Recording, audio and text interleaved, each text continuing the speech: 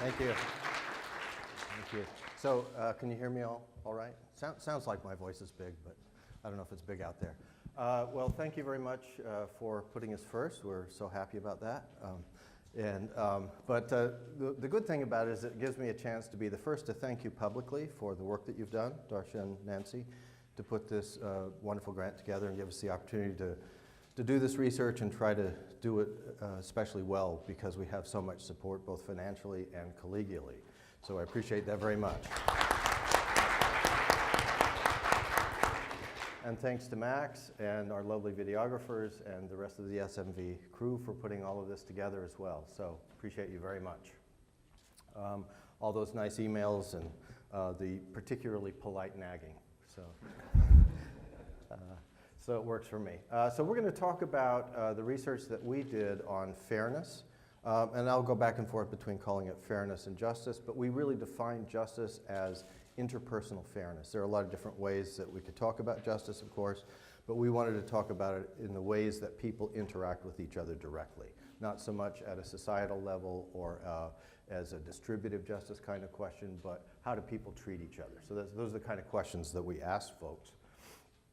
And we had 3 research aims, well, one main one and then 2 subsidiary ones. We wanted to gather evidence for the virtue of interpersonal fairness and kindness as well, and to look at those 2 virtues in terms of multiple components.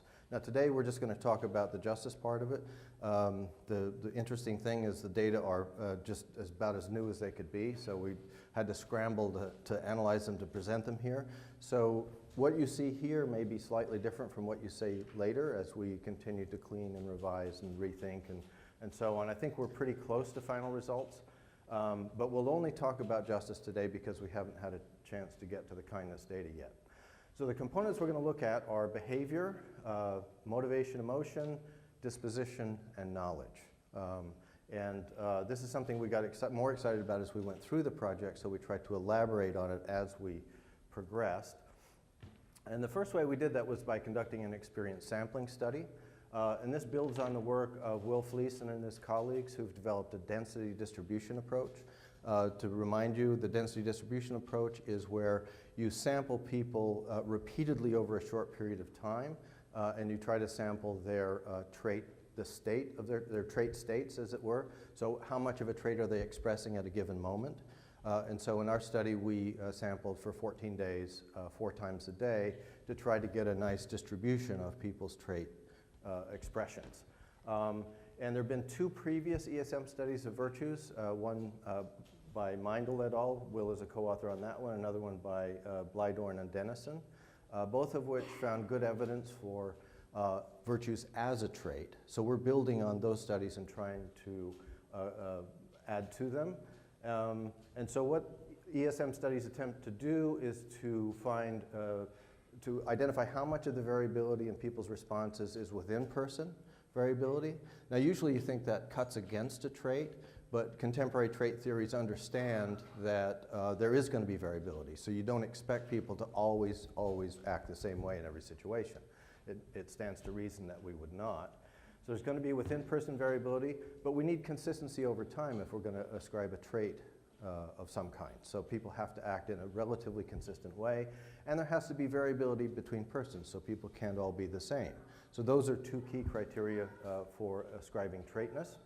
And then one of the ways that we're trying to build on what those 2 other studies did is we're looking to look at the different components of virtue. Most studies of virtue look at it as a single thing. It's a trait, and there's this one thing we're going to measure in whatever way we measure it. So we want to look at it in a component type way, and this is in the spirit of the SMV, the S and the M and the V. We're trying to include those, and we're also trying to build on some work from the Jubilee Center, where they did a very nice multi-component study of the virtue of gratitudes, just recently out, I think last year. Maybe this year, I'm not sure. So that's worth looking at, and that's kind of inspired us to do more on this in this way. And then the second subsidiary aim is to conduct an experimental study so that we could go beyond self-report. ESM is great for establishing traitness, but it's all self-report. So what we wanted to do is have some observed behavior as well to see if we could catch people in the act of acting justly.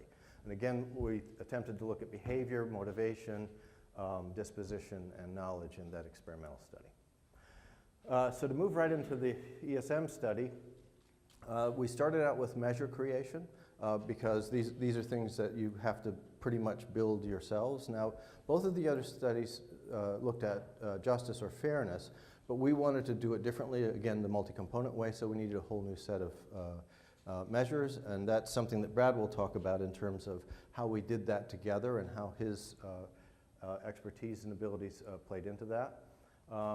And we conducted 2 pilot studies. One was with undergraduate students at the University of Miami, and the other was with an adult sample sampled nationally. With the undergraduate pilot study, we did what are called cognitive interviews. So we asked people how they thought about the questions as they were answering them, how they understood the questions, and this led to a lot of revisions because we were asking questions like academics ask questions, and we wanted to ask questions that actual people could respond to. So that helped us a lot. Then in the second pilot study, actually in both of them, we noticed that there were a lot of times that people didn't have an opportunity to act fairly. So we needed to modify our design to take that into account, and I'll mention that in a minute. And then the second thing we did, the second pilot study, was a series of power analyses to make sure that we would have enough data to find the relationships that we expected.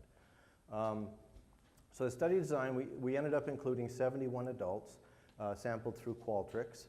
And they responded, as I say, 4 times a day for 14 days. At least they were supposed to. You know how people are. They respond sometimes and not other times. And then we created 4 questionnaire branches. So at the beginning, we asked them if they had interacted with someone in the last 2 hours.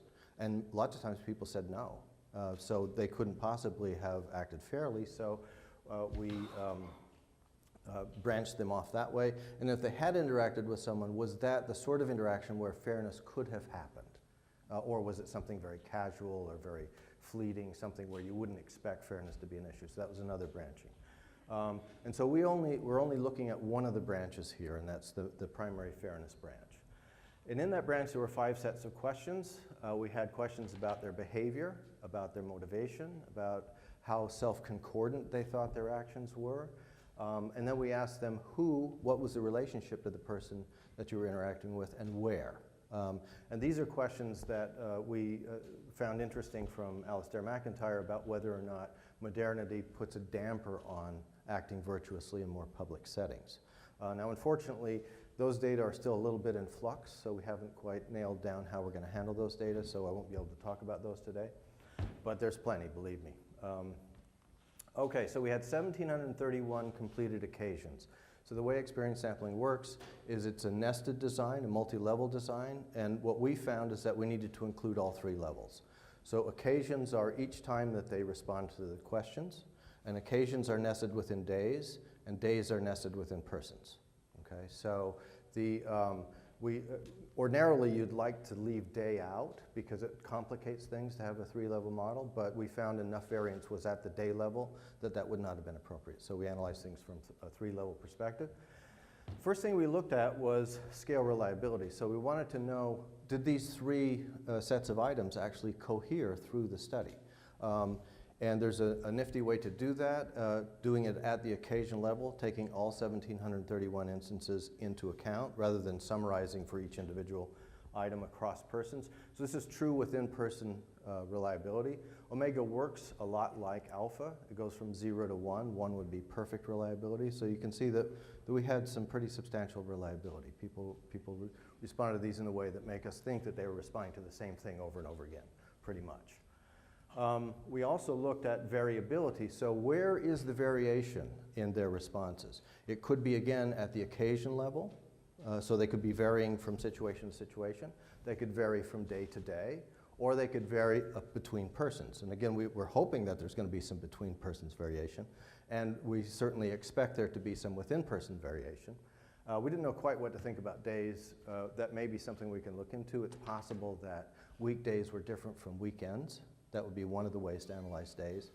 But we haven't done that yet. It's the smallest portion of the variance. So we conducted what are called intra-class correlations. And what those tell you, those give you an idea about how the variance is distributed. And what this says is that with justice behavior, approximately 47% of the variance was found between persons combined with between days. Okay, so those two go together, and that leaves about 53% of the variance that's within persons, along with whatever error there is, so that you can't really separate that out from the within persons data. In fact, if you're a classic empiricist, you say all within persons data. All within person variation is error, but we don't think that way because we think that within person variation is very interesting and valuable. So similar with justice, motivation, and self-concordance. So this suggests, once again, that we have a good amount of variability is happening within the person, and a good amount of variability is happening between persons. So this is the prediction, and it's the way that contemporary trait theory tends to think about these things, and so it's corroborative for us. Then we looked at consistency over time. This is even more important. So do people act in a similar way over time? And if you're familiar with Hartshorne et al. And Walter Mischel's work and other people who strongly questioned the idea of traits, what they would find is very little consistency over time in their studies. Now what Epstein and Fleeson and other people have done is said, no, you can't look at one behavior here and one behavior here. You have to aggregate some behaviors and look and see if those aggregates combine, and that makes a lot more sense if you recognize that people vary within themselves. If you think that they should act the same way every single time in every single situation, then one behavior should correlate with one behavior, right? But if you understand that there's going to be a lot of variation in that, and you aggregate, that takes care of that to a large extent. So that's what we did. We took the occurrences within each person and looked at, we randomly divided it into two sets and correlated those sets. And as you can see, we found very high consistency over time. So again, it's not perfect, which we wouldn't expect, but it's very high. It's high enough to say, wow, people do seem to be reporting pretty consistently about how fair they are in their interactions and how motivated they are to act fairly and how concordant that is with who they are as a person. So these were also very corroborative results. The other thing that people worry about with self-report in particular and virtues is social desirability. So we included the best social desirability measure available, I think, the balanced inventory of desirable responses. And it has a self-deception scale and an impression management scale. And since I put it up there, I'm sure you've read ahead. And what you see is that the correlations are very low. Now, these are between person correlations. So we're looking at a person's desirable responding as a single thing, and then we took an average of all of their responses. So this is a little different. This is at the between persons level, but it's really the only way you can do this sort of thing. So again, we don't think that social desirability has a big influence here. It doesn't seem to be a major problem for the results. Now there's another way we can look at that, and that is we can look at how did people respond between persons. What do the distributions of their between persons responses look like? And if there's a lot of social desirability, what would you expect? That it would be negatively skewed, that is, people would tend to report very high levels of justice, behavior, motivation, and self-concordance because that sounds good, and so that would be a negative skew, push all of the responses toward the high end. So we looked at that. We also looked at these distributions of between persons responses as a way to once again question, do we have between person variation? Enough here to say that there are different levels of this trait in the population. So this is what it looks like. These are the responses that people made. So you can see there's a pretty broad variation. This is on a 7-point scale. It's almost normal. It's a little skewed, so there's a few more responses here, but it doesn't pile up here in a huge way. And believe me, I've seen scales that pile up in just that way. I used to be a relationship researcher. Relationship quality does that. Everybody's so happy until they're not, and then they split. But this one, we get pretty good variability and close to normal distribution, which again tells us, yeah, we have between person variability, and it doesn't look like a social desirability response set is overwhelming the data. So we were pretty pleased with that. With justice motivation, it was even closer to a normal distribution, the same kind of range.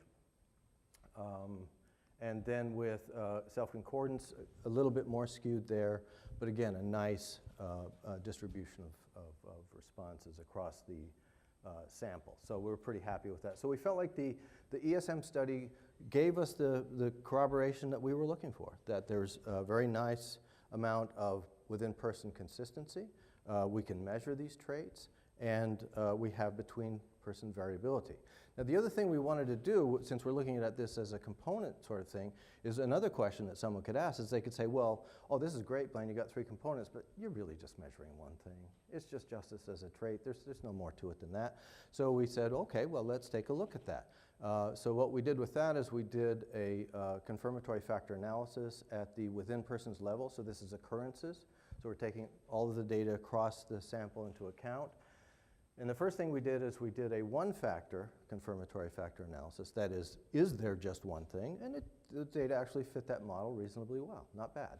But then we did a 3-factor model. And if you're familiar with the fit statistics, these are mighty pretty. Now the statistically significant chi-square value is, we've got 1,731 occurrences. There's no way you're not going to have a significant chi-square with that sample size. But you get a CFI of 99. Again, 1 is perfect.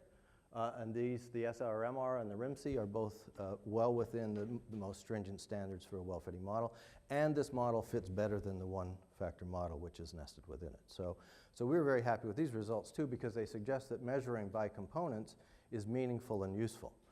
Now, one other thing that those of you who know these statistics will immediately notice is these very high loadings on our secondary latent trait of justice virtue. What that means is these 3 things are, in fact, very highly correlated. Okay? So, you know, we have to own that and recognize it, and that's fine. But it is meaningful to separate them. You get a better fit to the data by separating them than by lumping them into one thing. Okay? All right, so this next study is a bonus study. This is overperforming or over-delivering. We didn't promise this study, but once we got into thinking about our experiment and thinking about this multi-component approach, we realized that there aren't very many trait measures of justice, and so we're going to have to create some. And we didn't want to do that cheesy thing where you create the measures and then use them in the same study to demonstrate something, which probably all of us have done, so I shouldn't have said cheesy. I know I've done it. So anyway, we wanted to do it a little bit better than that. So we did a psychometric study to develop component self-report measures. And we did this with 211 individuals sampled through Qualtrics, and it was a single time point study purely designed to try to assess construct validity. And the measures we used a justice emotion measure, and this is the one good trait measure of justice in the literature that we found. It measures how strongly people react to instances of injustice. And so there's a lot of research been done on it with economic games, with behavior outside the lab, with correlating it with other variables that it should correlate, and it seems to operate very much like a trait. So it's one of the the only well-established measure of justice as a trait. Then we created behavior, disposition, and knowledge scales. We included convergent validity measures, criterion measures, and again, social desirability to assess whether these new measures work the way that we thought they would. So we got some good results and some not so good results. Our good results were that justice behavior and disposition had very nice construct validity. They correlated low with social desirability. They correlated reasonably well with our convergent validity measures and with our criterion validity measures. We did not find any construct validity for justice knowledge, and in hindsight, there was a certain amount of hubris in thinking that we could create the scale at all. We actually tried twice, and it was devilish. I mean, really hard to think about. With behavior and disposition, you can use common sense words, and people tend to respond in pretty reliable ways to those words. With knowledge, it's very difficult because there's so many different conceptions of justice that it's hard to boil that down to interpersonal fairness. So we weren't successful with that. The other problem we had is we found a very high correlation, once again, between behavior and disposition. Now, in some ways, again, that's not a surprise, shouldn't have surprised us, but the correlation was around 0.8. And so with the data that we have, we don't know whether it's meaningful to separate those two scales or not. We just don't have enough data to say. But we do have two scales that seem to work pretty well. And so we went ahead with the experimental study that we had promised for this grant period. And we had 102 undergraduate participants, and we had them play 6 rounds of a resource game, which I'll explain in a minute, and then they completed a set of scales. So we had to put the scales after the game, so we didn't tip them about what the game was about. And so our methods were that we used a resource game, and the resource game is a version of a public goods game. And we told them that they were making a living fishing on a lake, and that there were 4 licensed fisher people on this lake, and they could, is there a better word than fisher people? Can't say fisherman. Fisher folk. Fisher folk, I like fisher folk. Yeah, that's good. Okay, so I'll say fisher folk. Fisher folk on a lake. There are 4 of them, and they were one, and there were 3 other participants in the game. Now this was a mild deception, and I know virtue researchers should not deceive their participants, but it was for a good cause, so we hope we'll be forgiven. That the lake had a capacity of 20,000 fish, and that it would replenish at 10% per year or per turn. So there was you could fish sustainably or unsustainably. A sustainable level is if each of the fisher folk takes only 450 fish. Okay? So we told them that. But they're allowed by law to take up to 1,200. So they can take a bigger share if they want to. And then we told them they would play for 15 rounds. And by that time, if they take more than 450, the lake would be completely depleted. There'd be no more fish for anyone. Okay? And then we incentivized them to take more fish by saying if they took more fish, they would have more chances to win a $100 lottery card. Okay? So that was part of the setup. We did give away the lottery cards. We did not do it by how many fish they took, so that was another small deception. And we defined unfairness as taking more fish than a fair share, and thereby depleting the lake. So anyone who took 1,200 fish or significantly more than 450 repeatedly was taking a larger share than other people were going to get, unless everybody did that. Okay. But we set up the conditions so that there were 3 conditions. In one, there was no selfish actor, so everyone fished. The protocols for the other 3 bogus players were sustainable. Then in the second condition, there was 1 selfish player, so they took the 1,200. And then in the third condition, there were 2 selfish players who took 1,200. And I know you're wondering, did anybody see through this deception? And the answer is yes. That's why we have 102 instead of 127 participants. Unfortunately, students in universities have often been through deception-type experiments if they've had any psychology courses. So they're really prone to seeing through it. So we tried to weed out the ones that we knew had been in a deception experiment. But many people told us they'd already seen this sort of chicanery by psychologists before. Then we had our trait measures of behavior, disposition, and justice sensitivity, which is, again, an emotion measure. So we wanted to see, we controlled for social desirability and for the big 5 personality factors. The only factor that mattered in our outcome was agreeableness. So that's the only one we included in our analyses. And what we're really interested in is the trait by condition interaction. We expected a main effect for condition. That is, we thought the condition would matter to people and how many fish they took. We thought that also their justice trait would matter in terms of how many fish. But the real key thing is the interaction significant, which is to say that do people with a high level of fairness, do they respond the same way across these conditions or very similarly compared to people who are lower in the justice trait? So you look at both variables at the same time with an interaction. So in the first one, we look at, and again, because behavior and disposition were so highly correlated, we didn't include them in the same analysis. You get a problem called multicollinearity that messes everything up that you try to do. So we just looked at them separately, not thinking that we really have 2 independent sets of findings. It's kind of a little bit of a replication in a way. So here's what the graph looks like. So the first thing to notice is when there are no selfish players, everybody pretty much acts sustainably. So if there's, in a sense, a norm of fairness or sustainability in this case, then people seem to follow that norm. They don't deviate from it very much. There is this one person, very low on justice, who took more than other people, but that's about it. The other thing to notice is that at high levels of the justice trait over here, very little variation. Those lines are very close together. They're virtually the same statistically. So when people have a trait, they report high levels of justice behavior, they tend to actually act that way in this experiment. And then the other thing to notice finally is the interaction are the slopes of these lines different? And statistically they are quite different. So with the first condition, no selfish players, that's a flat line, not different from 0. The other two conditions are significantly different from 0, called simple slope. So you analyze those by looking at, are they different from a flat slope? Quick question? For each player, yeah. So it's a dependent variable of how many fish did each player take, so that you can see the range there is from about 2,700. Well, actually, there's some a little bit lower, probably erroneous ones. And then it goes all the way up to 7,000 fish. So somebody took 1,200 every time. Well, that would be inflated if you've got selfish players. No, it's each individual. So they could take up to 1,200 at a time. They played 6 rounds, so 7,200 would be the maximum they could take, and somebody took the maximum. So we're not going to reveal who it was.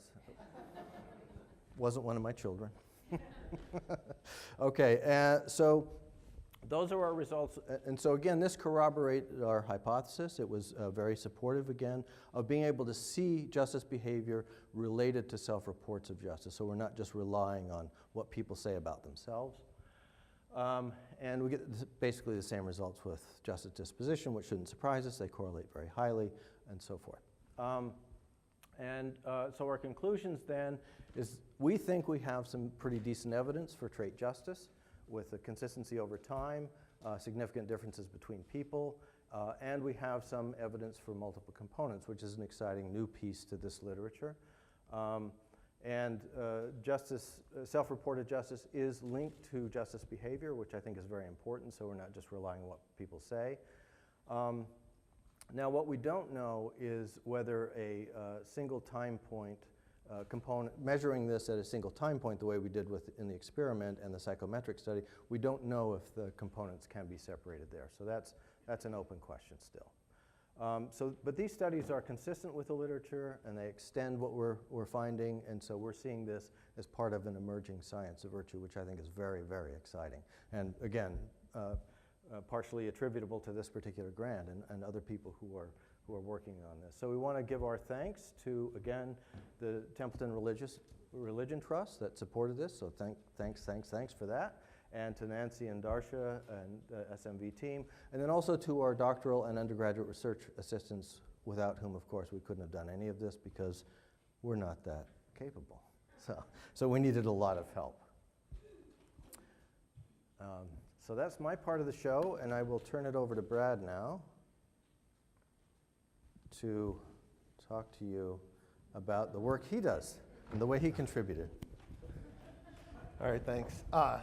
So, yeah, I just had fun philosophic nitpicking and its benefits, so I feel like that's what philosophers we should be doing here. And this was chosen especially for Will and Colin. We had a discussion last night. And so, yeah, so basically I thought I would just talk a little about sort of the integration stuff and sort of the way we work together to develop the studies. I guess the main thing, I sort of came in as a philosopher, the way I thought about what I'm doing, and there was some stuff about the questions he wanted to ask. He alluded to about McIntyre and stuff, so we could talk about that later. But basically, on the ground, I just thought of myself as doing sort of mapping out the concepts that were being used in the analysis. And so in this case, the main question we were asking is, what is justice? And so one thing is, I think you can say, well, there are various domains of justice, and the same thing is going to happen with, if you look at humility or any of these other virtue terms, there are going to be different domains they can be displayed in. So like I've been working on compassion lately, and I think civic compassion might be really different than compassion in a friendship, compassion in a different relationship. And so that's one general thing that I came at this thinking we have to think about that. Especially with justice, you want to distinguish social justice from justice in personal relationships, maybe just desserts. And then there are different conceptions of justice in each domain. So for example, you could liberal versus libertarian accounts of social justice, totally different. And so thinking through all these and talking to Blaine about them and trying to get, okay, how do I summarize in the philosophical literature? What are the different conceptions that have been thrown out there? What are the different sort of families? How could I kind of present that to Blaine and the grad students a little bit and try to give them a sense of that? That was a hard thing to do. I'm used to getting too nitpicky. And so then there are these questions that popped up. So one thing, my baseline as a philosopher was, are we actually measuring justice of some sort? So when you look at any scale, we looked at the games, we looked at all the different components, the questions we were going to ask. That was a constant thing I was always worried about, that we weren't doing that. That somehow the psychological scales we were bringing in, or the ones we were developing, they weren't going to be tracking. They weren't plausible ways of getting at justice in particular under any understanding. Then there's another really hard question. Should we, when we're designing these studies, use a contentious conception of justice? And so this is something we just didn't resolve. I don't think there's a good answer. I think you kind of are going to end up having contentious assumptions about the concept built into the questions. One strategy we did talk about that Blaine found and some other people had done is you can try to figure out what the conception of justice your subjects have. And so you could do that in other domains too. But I think there's just a deep problem there about measurement in these kinds of studies is you don't really know exactly how your subjects think about the concept. You don't really, there's different versions of the concept. Which one are you going to be using to build the models? We did the best we could, and we tried to come to agreement on that. We sort of still butt heads a little, I think, at some of the details. Another thing I learned as a philosopher is then when you start getting into all these different concepts of justice and all the rest of it, you have to make compromises. So you may have to make compromises for the subject. So he mentioned we designed a study for knowledge, justice knowledge, and we took it out, and then basically it didn't work. Another thing is we did these cognitive interviews where I'd be like, oh, these questions are great. They're so precise. We're not measuring the wrong thing. And then you'd go and interview undergrads. What do they think these questions are about? And it's like, we're on a totally different page. So I think, so that's another, there's just a compromise. And I think it was really good. Blaine showed me how we could actually make that compromise in an intelligent way. Then there's the same thing, you need to validate scales. You can't just concoct a new scale and be like, oh, now we can use it, which is, of course, what I thought at the beginning. So there's a lot of, I think I learned a lot about the compromises you have to make. And so we learned to kind of go back and forth. Thanks on that. So I thought I'd give you some examples of the kind of nitpicking I did in the way I think it led to some benefit. And at some point, as he says, Blaine jokes, but it's not totally, at some point he had to be like, shut up, just stop harassing us. But here's some, but I think that we did do some good. So for example, when we did the games, so remember Blaine said we did this behavioral study where we had this game, there was basically a common good. There's this fishing setup. You live on a lake. You have this common good. And we thought, okay, that's the game we ended up using to test for whether people were just. Were they going to just sort of grab everything and destroy the common good? And so that setup was a setup where people are communal owners of something. That wasn't the first game we came up with that, and that's actually the second iteration of that idea that we had. There's an earlier one that Blaine came up with about owners in a homeowner association. So that all happened after we looked at the other games. So one of his grad students did all this work. They were like, what are the games out there people use to test justice? So some of the big games that are really popular, the easy one is the Dictator Game. So this was big, probably a lot of you know about this. It was big in pushing back against the self-interested models in economics. And the basic idea is, if we just give you a bunch of money, and we say, you can give it to the people in the study however you want, you're the dictator, what do you want to do? Well, people don't just keep all the money. They're not just selfish jerks. And so that was big news for economists who thought we were all just selfish jerks. And we're not. And so then one thing, though, there was a lot of question about how do you really interpret that response? Why are people not just keeping it all for themselves? One explanation is people are altruistic. And so what that ended up meaning, I found in economics literature, was you have a preference for other people to have goods. Then there's another competing explanation, is that people might have a preference to avoid inequalities. And then there's another explanation, which is people have a preference for reciprocity. And so the idea of reciprocity there is, if someone does something generous for you in the past, you might generally want to do generous things for other people. So they might think people come into these with some kind of dispositions. They sort of think of themselves as being reciprocity for past experiences. And so the economists have kind of picked out different explanations. And then there are the undermining explanations like, you don't want to look like a jerk in front of the experimenter. So there's sort of things that make it look less pro-social too. So, but we looked at all that, and then one thing I started wondering was, okay, think someone's in this game, they get a bunch of money, they give some to the other people. Does that have anything to do with justice? Even on the best interpretation, maybe they're motivated by the other person's good or something like that. Is this motivated by justice? I don't think so. So I think, and generally, I could talk about these moonlighting games that are more complicated that have been introduced. They sort of test for, they'll say altruism, right? And then you're like, what does that mean? There are all these debates about what it means. What's the connection to justice? And I think generally there are 2 points to notice. Generous giving is not always required by justice or fairness. It's often not, right? I mean, so for a philosopher, it's like, duh. And I think once you say it to everybody, they say duh, but you don't think of it. Here's another thought. Reciprocity is not required by fairness or justice, or certainly not on, it would be highly contentious to claim that it is. And so here's my example. Reciprocity in these games is if someone does something generous to you, as a matter of justice, are you required to reciprocate? A lot of people think the answer is no. So you can especially imagine libertarian-minded political people would kind of not think that. But here's the example I always think, like when I was in Miami, I would be driving around, and sometimes this guy, I would pull up at this intersection, like the horrible Miami traffic, and this homeless guy would come up and he would start washing my windshield, right? And then he'd be like, can I have some money? I didn't ask him to wash my windshield. He apparently just did that out of, maybe he thought I would pay him. We know that's why he did it. But the idea is he did something good for me. Just because he did something good for me, if I didn't ask for it, I didn't contract for him to do it, it doesn't look like the norms of justice kicked in yet. So I might think, wow, I'd be a real jerk if I didn't give the guy a little bit of money in that circumstance. But it's not clear that it's required by justice. And so these are the kinds of things that I brought up and we talked about a lot, and we realized basically all the games we were going through, they were all testing for this broad concept that might include justice, it might include generosity, it might include reciprocity, understood really broadly. So it wasn't really looking for what we wanted. And so then what we did is we went on and found designed this other game that we thought did a much better job of specifically picking out whether people were concerned to be just or not. And so who knows if it's perfect, but that's one example of how we kind of nitpicked our way, I think, to better work. The other thing, is on scales that we used. So I helped work on all the ESM scales we use that popped up on people's iPhones during our studies. I also did the other kinds of studies, and it was a similar role where I basically felt like the main thing I would do is go through and say, are these things really testing justice? Is it a contentious concession of justice? And sort of go through it that way. So we looked at the scales, and so we could say, do these items really test for, say, justice, sensitivity, and behavior, or is it something else? And so many of the scales I found had a weak connection to justice, or it presupposed a very contentious conception of justice. And so what we did is we tried to design new or better items, and again, we had to make compromises. And so a lot of times we would run out of time, or we would just, how many times could we hammer on this? And we'd even get disagreements about which ones were contentious. So here are some simple examples. So I don't know if you can see it. So this is like a scale that I really got angry at for justice sensitivity. So here are some examples that you're asked people. It bothers you when someone gets something you don't deserve. I'm like, okay.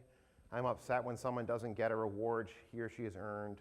Okay. And then we get to, I cannot easily bear it when someone unilaterally profits from others. I start thinking, well, it seems like there are lots of cases where someone unilaterally profits from another person, but there's been no injustice. That seems a little weird. I mean, I guess maybe that you might be thinking that's not going to be problematic because most of the times people will be thinking of it will involve injustice. But so I started getting nervous. Okay, then you go further down. It takes me a long time to forget when someone else has to fix someone else's carelessness. Well, that's often not a matter of injustice, right? So if you hire someone into your office and you do a bad job in the interview process, and then this person sucks at their job and they're careless, and you have to follow around and take care of what they've done, that's super annoying. What's the injustice? I mean, like, you got yourself into this fix where you're dealing with their carelessness. It's not like there's no injustice. So I mean, so this is the kind of thing that, and so then I would kind of, that's what I would do, and Blaine would look at me like, oh, here he goes again. And then we talk about whether we need to throw out items. And then what I would learn is then you have to build more items, because you can't have a scale with one item. Turns out, it doesn't work. So you need lots of items, and you can't just repeat the same question 20 times. I was like, oh, damn. So, okay, and so here's another one. It worries me when someone has to work hard for things that come easily to others. Again, that's not really tightly connected to justice. Look, some people have talent. Like, I have to work really hard to play chess. My son, it turns out, is good at chess. He's learning more quickly. I'm annoyed. It's not like, I mean, so maybe, so you could be like, oh, there's cosmic injustice, right? Okay, that's not what we're testing. This isn't the problem of evil study, right? So, okay, so same thing with other, so this is part of one of our scales. And so one thing I'll say we ended up doing is we ended up using the word fair a lot in our questions. So I don't know if anyone has I did sort of be like, is that weird? But I don't know, but I think we did kind of directly, we tried to find terms that people could understand in common sense and use them a lot. There were some cases, I think, that, like, look at question 8 here. I very frequently share my resources with others who don't have the same advantages as me. Okay, that's going to be very closely connected to fairness if you like John Rawls and other liberals. If you like Robert Nozick and you're a libertarian, so if you're a philosopher, you'll know those references, but if you're a libertarian, you're not going to think justice requires you to share your resources with people who have the same advantages as you necessarily. So I think there are some of these elements we've got. There's still a little contentious stuff built into our scale. And so I think that's kind of unavoidable to some extent. Because if you eliminate that and you have a more minimal approach, then it looks like you're not tracking justice the way liberals think of it. So I think that's, to some extent, you can't eliminate. What you can try is eliminate is the stuff that's not related at all and try to maybe minimize contentiousness. In the future, I think it would be good to start trying to test the subject's conception of justice as part of studies, ideally. It might not be feasible. Okay, so last but not least, some epistemic benefits of the ESM studies. So the ESM studies are the things where you get people on their iPhone, you get the data all day long. A couple quick things. I think in working through this, I was, as a philosopher, forced to identify aspects of virtuous character and action a lot more carefully than I had before. So I thought that was interesting. I think we all thought that was good. We came up with ways to measure degrees of virtue in different contexts and different aspects. I think that, again, was really useful. But the last thing that I thought was interesting is I think we can learn more about people's character than they know. So I think that's a big way this goes way beyond any other form of self-report could get. Forget all the worries about people with the self-deception and all the rest of that stuff wanting to look good. It's that we're actually tracking their character in such a fine-grained, divided-up way during the day. And you would think, evolutionarily, why would we have evolved to be really good at assessing our character in that fine-grained way? I'm not sure what the benefits would be. So I think it's kind of unsurprising. People might not be that good at that. And so ESM actually might get you more knowledge than the people themselves have.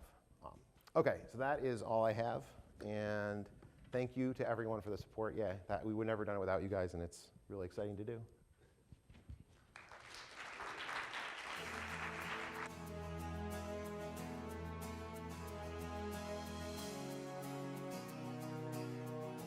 Okay, I saw Will's hand first and Mark's hand second. Those are both great presentations on two different topics. I feel like we should have 10 minutes on each or something like that. I'm going to comment first on yours, Brad's. What I've discovered is that this, it seems that this deep integration needs to go in stages. And that what happens is we lose people along the way. So the first stage is people start talking to each other and they just use their ground rules they've developed in their own field, the expectations they've developed in their own field, the values they have in their own field, and they start communicating with each other, and it just doesn't work at all. Because the ground rules are different, the expectations are different, the values are different. And I think here's you go to the second stage, where you start recognizing all the problems. And here is where I think we can lose a lot of people, because what people then want to do is they want to go one of two ways. They either want to just start arguing with each other, and that becomes really unpleasant and the relationship just dissolves. Or we can just be pleasant and ignore all the disagreements, and then you don't make any progress. And so both ways you end up not getting anywhere. And you need to find this ground where you actually wrestle with these differences in values and expectations and ground rules.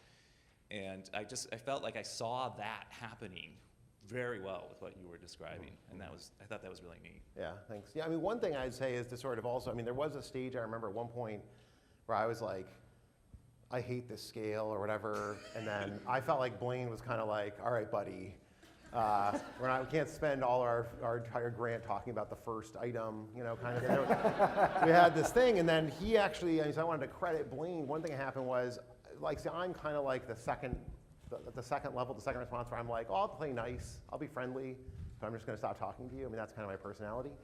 I'm a conflict avoidant person, and so Blaine, to his credit, sent me an email. I don't know if you remember this. He sent me an email and said, I just wanted to make clear I didn't mean to say what the stuff you were saying was not worth saying. And you weren't like a saint about what you said, etc. But you kind of opened the door, I think, to also just and I think we both did that, where I would say, look, I know we can't, maybe we should just move ahead on this thing. We don't have time to construct another scale. I get that. And I think that's part of it, is when we just started to be like, even though if I was annoyed, I would just tell him, look, I'm kind of annoyed by this, but I get it. And I think he did the same thing with me, and that helped. So it wasn't just like, I think that was part of it. It's also like you're saying, sort of admitting to each other we're a little bit annoyed by the compromises we're making, and then that made it more possible to do it. But I think you're right, that it's part of it. We had just met beforehand and run conferences together and sort of gotten beer and hung out, and I think that can help. Like I imagine it's a lot easier when you have a relationship you're starting from. So yeah. But Yes. I agree, it's a challenge. So I think Brad describes it really well. And you're right, one of the key things is we knew each other for 5 years before we started doing this. And we've been talking about virtue and philosophy and psychology and had a mutual interest in each other's fields. So there were a lot of things that were in our favor. And he's just an incredibly nice guy. So it works, you know. He knows how to grease the wheels with compliments. I can be moderately annoying, and he can deal with it. A lot of people can. Just as a brief follow-up to that, I can't tell you how many times I've had to grovel to Darsha.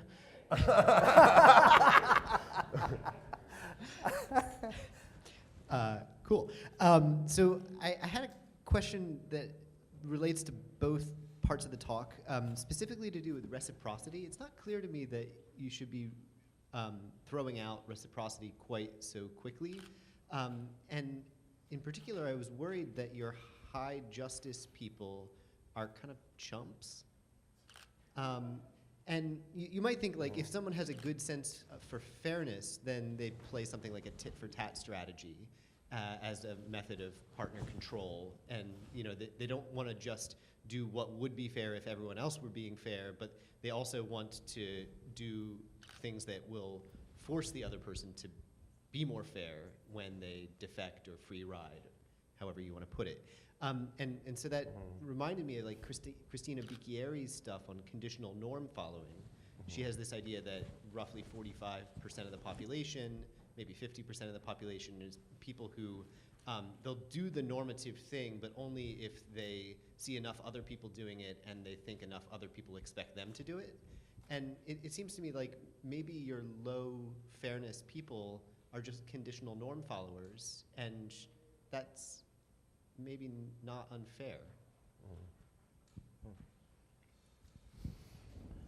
Yeah, I think that's a great question. I mean, and part of it too, I think, is so my actual view here that didn't come out. Well, I mean, like, I think that whether or not that's going to be sufficient for fairness is going to vary in the situation you're in.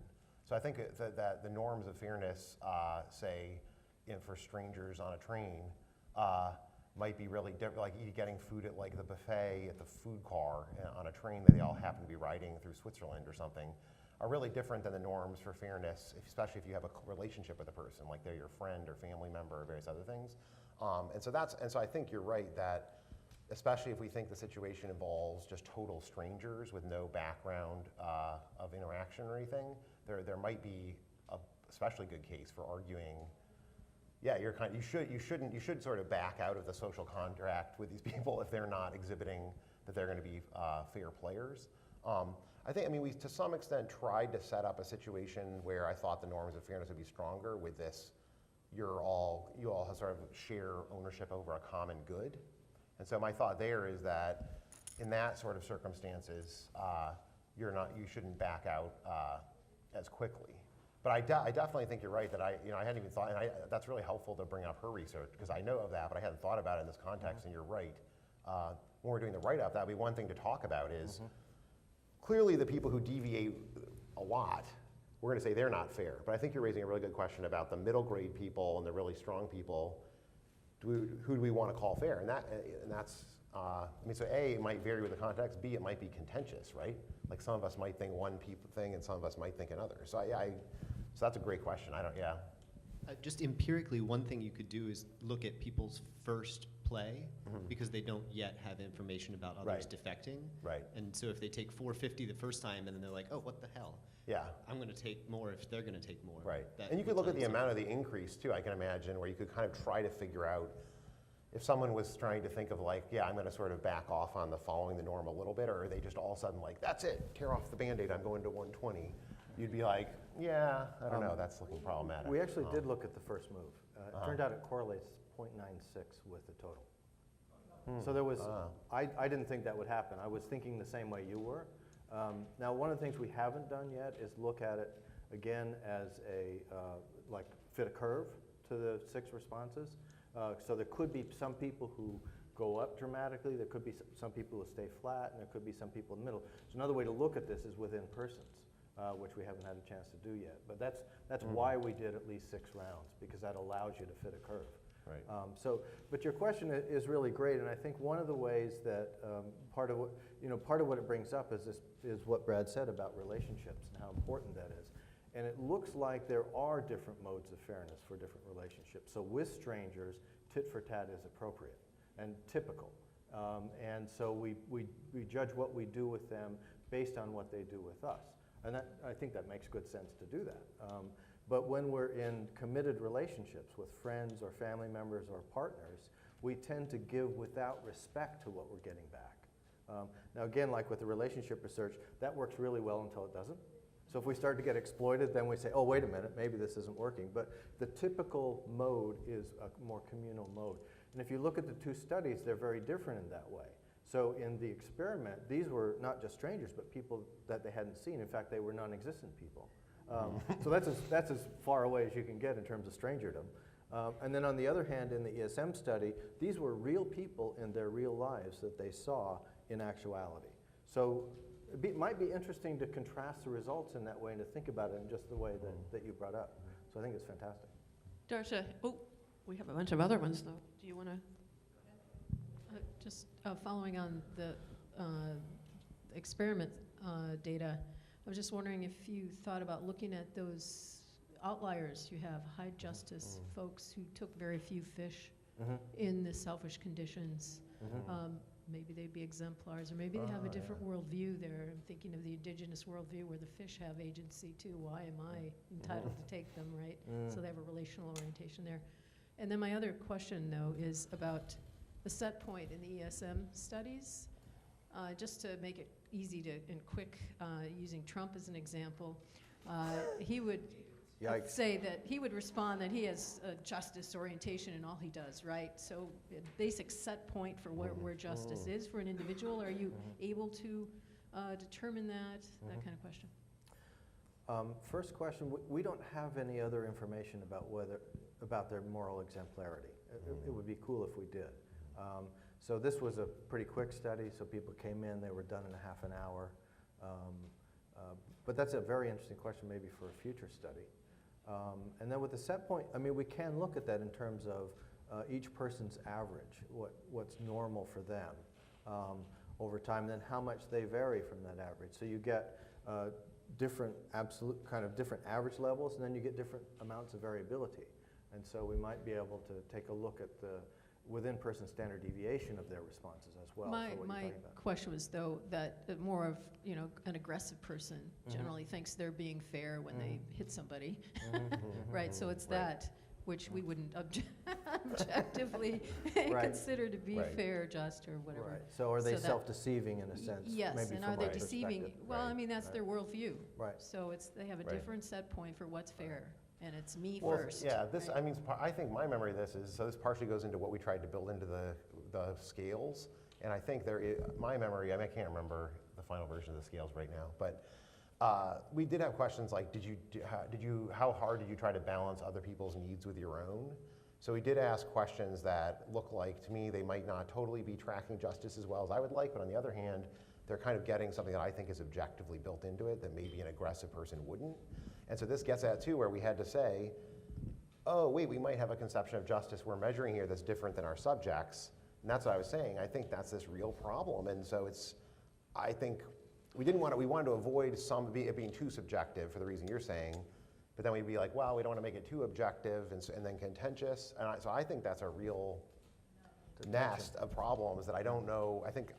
I'd like to think about how to grapple with more systematically, but I don't know. There is one more good answer to your question, I hope, is that we're doing follow-up narrative interviews with a subsample of the population. So we picked 5 people who are on the high end of justice and 5 people on the low end. So we're going to be asking them exactly these kinds of questions about how they learned about it, how they enact it, who their models have been, what different important examples have been in their lives. So we may be able to get at that with the interviews. So we've just started that process. In fact, the first interview happened yesterday. Dawn has a question, and then Michelle. Thanks. I think I'm going to be pushing you further on your response to the last question because I'm just thinking in terms of your comments about these subjective understandings of what justice is. As a sociologist, for me, I used to do work where I would say some people believe that God truly loves everyone equally. Other people think God hates fags. That's life. That's what it is. Working with Dr. Tobin here, the philosopher, I've learned about this conception of virtues as things that actually, sort of foster flourishing, and human thriving, and that there's something more to it than just like a bunch of people think a bunch of different stuff about these things. So, like, what do you do with that when you're, creating these measures and sort of talking to people in this way? Well, yeah, I mean, so I've just, obviously not all the philosophers are going to agree on this. I mean, so my view is when I'm doing this, when I'm writing about a virtue, I might have my view of what virtue is and the way we should analyze virtue correctly. And so I'm sympathetic to a kind of Aristotelian approach, thinking it is connected to flourishing in some useful way. But there are lots of other philosophers who don't think that. And so there are lots of other models of virtue. And so my initial thought is, well, we need to sort of first step back and think, is there any kind of general thing we can all agree on the concept of virtue that all philosophers and theologians would agree on? And then are there sort of, on specific virtue terms, can we find agreed on stuff that would sort of be built on any admissible concept, sub-concept we're looking at? And then there could be different sort of conceptions within that are more contentious. It's sort of built a little on the way John Rawls talks about justice. But so that's sort of the way I think about it. So for example, you're right, I think virtue is connected to flourishing, so that would impact the way I would want to build the scale. But the thing is, there are other people who don't think that, who are really smart philosophers, and I tend to think there are people in the world wandering around who their own conception of the various specific virtues may not be connected to flourishing either. So that would be sort of the thing, is to first look at what the philosophers have said, and then ask, are there people, is it possible that is it plausible that some of our subjects might actually have this other idea of virtue? Or is it just some whacked out philosophers came up with an alternative? And as soon as you think it maybe the subjects have it, so you really see it with justice. Like some people have more kind of libertarian leaning thinking about justice, others don't. And I think the same thing, my hunch is that shows up in a lot of virtues, maybe not all of them. So that's how, and then when that happens, then I think you're in this choice about, do you make it more sort of, you ask questions that look like they're kind of neutral, but they end up being sort of tracking other stuff, or they could be so subjective you're letting stuff in stuff you don't want to. Yeah, I don't know. Yeah. So once the philosopher stops talking, if he ever does. Yeah, it's true. Blaine just hits me. Then the psychologist says, what a great question. That's an empirical question. Let's assess well-being. Let's assess whether people are flourishing, right, and whether it is related to how they report about their justice or kindness or whatever, which is what we're doing. So we're in the process of a 6-month follow-up. So we've got about half the data now for that. Now, that's not going to finally answer your question. It certainly doesn't answer all the philosophers' questions. But it's a way to try to get at it and wonder, well, is there a relationship? And we're betting that there is. Right, well, so then your approach would actually be taking a claim as to what virtue is, whereas it sounds like your approach, Brad, is more to, I mean, it seems like you're at the risk of virtues becoming something that are just kind of like nice words that we use to make ourselves feel good and like pretend that we're all talking about the same thing, even if we're not. I mean, don't you need to have some, don't you need to stake a claim as to like, this is what we're studying, this is our definition of justice, and if you don't like it, do your own study. You know, talk to Nancy and Darsha. Maybe they'll set you up. I'm nervous about that because we're trying to measure individual people's degree of justice. And I think when you're thinking about what questions to ask them, you could be asking questions that are not, you're not really getting a good understanding of the way they operate and the way they think and they behave and their motivations, things like that, if you don't ask the questions that are kind of trigger them to be thinking and responding to their own conception of what, the way they would sort of think justice is. So that's part of my worry is if you just have your view and just proceed, you can get some really weird results. And so partially that's, I mean, so it's not worked out, but like I've done a lot of stuff on Kohlberg and like the failures of Kohlberg scales. And so one thing I've been interested in is anthropologists who work with Thai Buddhist people in small communities over in Thailand and seeing the way some of these other scales of measuring moral development ran into problems because the people in this other culture have a radically different worldview. they're thinking about everything different. And so if you ask these questions that work in one domain, and you're not thinking about how different their worldview is, you're not really you're not really measuring what you want to be. I don't. But it's a good question. I mean, yeah. I mean, one strategy is, to some extent, we did do that. We sort of were like, we think certain things are built into fairness. We're going to build that into scale. My thought is sort of divide and conquer. Have some more open-ended, subjective questions. Some questions that track your view. I don't know. It ends up being an It's hard. impossible question you have to make some sort of compromise Yeah. on. So my view of what we've done is pretty much staked out a claim, but what we're going to also say is this isn't the only way to see it, and we know that. So we think it's a pretty good way, and this is what led to this sort of research. Other traditions could go a different way, and it'd be really interesting to see what they find. Yeah, thanks. My question is going to actually follow directly on this too. I was struck by your claim that, or your comment that some questions seem to slant towards different ideas of sort of justice or fairness. And I just wanted to sort of point out that in the science learning, I was working in a lab where they could build various questions that sort of like spoke to different underlying conceptions people had, for example, about electricity, or field theory. And the interesting thing about that is that to the extent you endorse certain questions, it sort of betrayed your own understanding of what you thought sort of this concept was all about. And I was wondering if you could use the same logic then for what you're saying, and maybe not this time, but in some sort of follow-up. So if people are more libertarian, they would definitely agree with certain statements. Others that are more Rawlsian, maybe others. Yeah, I mean, I really like, that was the idea I think I'd be excited about, because then you could ask questions like, do people with a more Rawlsian conception of justice, do they act differently in these games than the other people? Are they following kind of what you think their conception of justice should tell them to do? I mean, you could just really, if you could gather an insane amount of data, yeah, I think that's the way I would be inclined to go, rather than imposing a view, is sort of chart out the plausible views, try to figure out what their views are, and then use that as part of the analysis. So I think, yeah, that's cool to know that people are doing that in different contexts, because that would be my dream, to do. We need a lot more money. Yeah. Compromises. Don't we all? Don't we all? Well, thank you very much. Let's thank our panelists and.